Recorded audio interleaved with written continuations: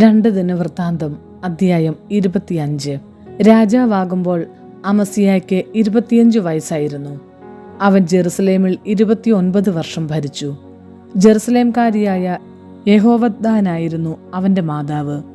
അവൻ കർത്താവിന്റെ മുൻപിൽ നീതി പ്രവർത്തിച്ചു, പക്ഷേ പൂർണ്ണ ഹൃദയത്തോടെ ആയിരുന്നില്ല. രാജാധികാരം തൻ്റെ കയ്യിൽ ഉറച്ചപ്പോൾ അവൻ തൻ്റെ പിതാവിൻ്റെ ഘാതകരായ സേവകന്മാരെ വധിച്ചു. മോശയുടെ നിയമഗ്രന്ഥത്തിൽ എഴുതിയിരിക്കുന്നതനുസരിച്ച് അവൻ അവരുടെ മക്കളെ കൊന്നില്ല. പിതാക്കന്മാരുടെ അകൃത്യത്തിന് മക്കളോ മക്കളുടെ അകൃത്യത്തിന് പിതാക്കന്മാരോ വധിക്കപ്പെടരുത്. ഓരോരുത്തരും താന്താങ്ങളുടെ അകൃത്യത്തിന് മരണശിക്ഷ അനുഭവിക്കണമെന്ന കർത്താവിൻ്റെ കൽപ്പന അതിൽ രേഖപ്പെടുത്തിയിരിക്കുന്നു. അമസ്യ യൂദായിൽ നിന്നും ബെഞ്ചമിനിൽ നിന്നും ആളുകളെ ശേഖരിച്ച് അവരെ കുടുംബക്രമത്തിൽ സഹസ്രാധിപന്മാരുടെയും ശതാധിപന്മാരുടെയും കീഴിൽ നിയോഗിച്ചു. 20 അതിനുമേലും വയസ്സുള്ള 3 ലക്ഷം പേരെ അവൻ ഒരുമിച്ച് കൂട്ടി. അവർ യുദ്ധശേഷിയുള്ളവരും കുന്തവും പരിചയം ഉപയോഗിക്കാൻ കഴിവുള്ളവരുമായിരുന്നു. ഇതിനു പുറമെ ഇസ്രായേലിൽ നിന്ന് 1 ലക്ഷം വീരയോദ്ധാക്കളെ 100 താലന്ത് വെള്ളിക്ക് കൂലിക്കെടുത്തു. എന്നാൽ ഒരു ദൈവപുരുഷൻ വന്ന് അവനോട് പറഞ്ഞു, രാജാവേ, ഇസ്രായേൽ സൈന്യത്തെ നീ കൂടെ കൊണ്ടുപോകരുത്.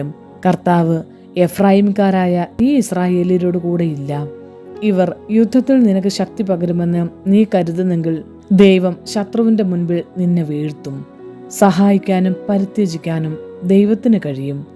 അമസ്യ ദൈവപുരുഷനോട് പറഞ്ഞു, ഇസ്രായേൽ സൈന്യത്തിന് ഞാൻ 100 താലന്ത് വെള്ളി കൊടുത്തു പോയല്ലോ. ദൈവപുരുഷൻ പറഞ്ഞു, അതിനേക്കാൾ കൂടുതൽ തരാൻ കർത്താവിന് കഴിവുണ്ട്. അപ്പോൾ അമസ്യ എഫ്രായിമിൽ നിന്ന് വന്ന സൈന്യത്തെ പിരിച്ചുവിട്ടു. അവർക്ക് യൂദായോട് വലിയ അമർഷം തോന്നി. കോപാക്രാന്തരായി അവർ വീടുകളിലേക്ക് മടങ്ങി.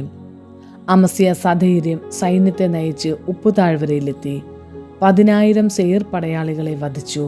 യൂദാ സൈന്യം വേറെ 10,000 പേരെ ജീവനോടെ പിടിച്ച് ഒരു പാറയുടെ മുകളിൽ കൊണ്ടുപോയി താഴേക്ക് തള്ളിയിട്ടു. അവരുടെ ശരീരങ്ങൾ ഛിന്നഭിന്നമായി. യുദ്ധത്തിന് കൊണ്ടുപോകാതെ അമസ്യ പിരിച്ചുവിട്ട സൈനികർ സമരിയായ്ക്കും ബേത്ത്ഹോറോനും ഇടയ്ക്കുള്ള യൂദാ നഗരങ്ങൾ ആക്രമിച്ച് 3000 പേരെ കൊല്ലുകയും വളരെയേറെ കൊള്ളവസ്തുക്കൾ ശേഖരിക്കുകയും ചെയ്തു. ഏദോമ്യരെ തോൽപ്പിച്ചു മടങ്ങുമ്പോൾ അമസ്യ സെയർ നിവാസികളുടെ ദേവവിഗ്രഹങ്ങളും കൂടെ കൊണ്ടുവന്നു. അവയെ സ്വന്തം ദേവന്മാരായി പ്രതിഷ്ഠിച്ച് ആരാധിക്കുകയും കാഴ്ചയർപ്പിക്കുകയും ചെയ്തു. കർത്താവ് അമസ്യായോട് കോപിച്ച് ഒരു പ്രവാചകനെ അയച്ചു. അവൻ ചോദിച്ചു, സ്വന്തം ജനത്തെ നിന്റെ കയ്യിൽ നിന്നും രക്ഷിക്കാതിരുന്ന ഈ ദേവന്മാരെ നീ ആശ്രയിക്കുന്നതെന്തിന്? അപ്പോൾ അമസ്യ അവനോട് പറഞ്ഞു, രാജാവിൻ്റെ ഉപദേഷ്ടാവായി നിന്നെ നിയമിച്ചിട്ടുണ്ടോ? നിർത്തൂ, അല്ലെങ്കിൽ നിനക്ക് ജീവൻ നഷ്ടപ്പെടും. പ്രവാചകൻ ഇത്രയും കൂടി പറഞ്ഞു നിർത്തി. നീ ഇപ്രകാരം പ്രവർത്തിക്കുകയും എൻ്റെ ഉപദേശം ചെവിക്കൊള്ളാതിരിക്കുകയും ചെയ്തതിനാൽ ദൈവം നിന്നെ നശിപ്പിക്കാൻ നിശ്ചയിച്ചിരിക്കുന്നു എന്ന് ഞാൻ അറിയിക്കുന്നു. യൂദാ രാജാവായ അമസ്യ ഉപദേഷ്ടാക്കളുമായി ആലോചിച്ച് യേഹൂവിൻ്റെ മകനായ യഹോവാഹാസിൻ്റെ മകനും ഇസ്രായേൽ രാജാവുമായ യഹോവാഷിൻ്റെ അടുത്ത് ആളയച്ചു പറഞ്ഞു, വരൂ, നമുക്കൊരു ബലപരീക്ഷണം നടത്താം. ഇസ്രായേൽ രാജാവായ യഹോവാഷ് യൂദാ രാജാവായ അമസ്യായ്ക്ക് മറുപടി നൽകി. ലെബനോനിലെ ഒരു മുൾച്ചെടി ലെബനോനിലെ ഒരു ദേവദാരുവിനോട് നിന്റെ മകളെ എൻ്റെ മകന് ഭാര്യയായി തരുക എന്നാവശ്യപ്പെട്ടു. ലെബനോനിലെ ഒരു വന്യമൃഗം ആ വഴി വന്ന് മുൾച്ചെടി ചവിട്ടി അരച്ചു കളഞ്ഞു. ഏദോമിനെ തകർത്തു എന്ന് നീ വീമ്പിളക്കുന്നു. അടങ്ങി വീട്ടിലിരിക്കുക. എന്തിനു യൂദായ്ക്കും നിനക്ക് വെറുതെ നാശം വിളിച്ചു വരുത്തുന്നു? എന്നാൽ അമസ്യ കൂട്ടാക്കിയില്ല. ഏദോമിലെ ദേവന്മാരെ സേവിച്ചതുകൊണ്ട് അവരെ ശത്രുകരങ്ങളിൽ ഏൽപ്പിക്കാൻ ദൈവം നിശ്ചയിച്ചിരുന്നു. ഇസ്രായേൽ രാജാവായ യഹോവാഷ് യുദ്ധത്തിന് പുറപ്പെട്ടു. അവൻ യൂദാ രാജാവായ അമസ്യായുമായി യൂദായിലെ ബേത്ത്ഷേമെഷിൽ വെച്ച് ഏറ്റുമുട്ടി. യൂദാ സൈന്യം പരാജയപ്പെട്ടു. പടയാളികൾ സ്വഭവനങ്ങളിലേക്ക് ഓടിപ്പോയി. ഇസ്രായേൽ രാജാവായ യഹോവാഷ് അഹസ്യായുടെ മകനായ യോവാഷിന്റെ മകനും യൂദാ രാജാവുമായ അമസ്യായെ ബന്ധിച്ചു ജെറുസലേമിൽ കൊണ്ടുവന്നു. ജെറുസലേമിന്റെ മതിൽ എഫ്രായിം കവാടം മുതൽ കോൺ കവാടം വരെ 400 മുഴം ഇടിച്ചു തകർത്തു.